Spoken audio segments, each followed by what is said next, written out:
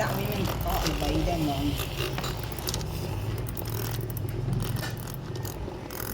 អាល្វីនឹងក្តៅហ្នឹងមិនទេហ្នឹងកាពូស៊ីណូក្តៅដូចគ្នាលើពីកកទៅស្ទីមវាអូបើអាក្តៅប្រើអានេះហ៎ហ្នឹងហើយប៉ុន្តែតែចាំកូរថាតិចហ្នឹងអស់បាទនេះចង់ឲ្យវាឆាប់តែដាក់នៅក្នុងកកហ្នឹងល្បី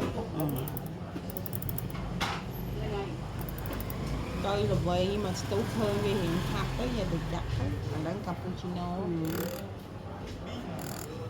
កាពូស៊ីណូត្រជាក់នេះបើក្តៅយើងប្រើអាម៉ាស៊ីនហ្នឹងហើយបើគេថា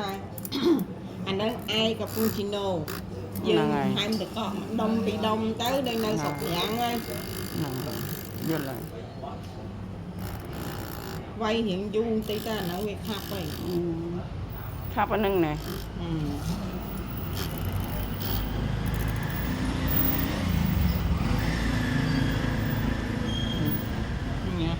ដៃខាងនោះអត់មើលឃើញបាច់កោទៀតទេ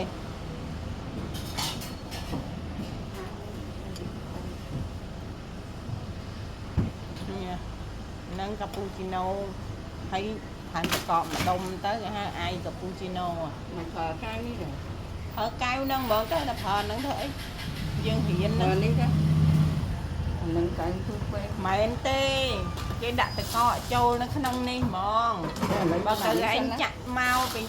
កកៅមួយទៀតទៅគឺវាលែងស្អាតហើយអញ្ចឹងដាក់ចូលនៅខ្លះណាចូលសាគួយផងទៅអត់ណា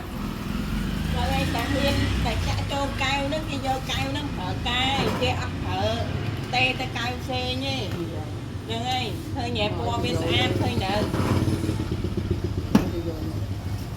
ឃើញពណ៌វាស្អាតអត់ចិត្តទៀតឯងចិត្តទៀតស្វាយនឹងចិត្តទៀតជាអស់ចិត្តទៀត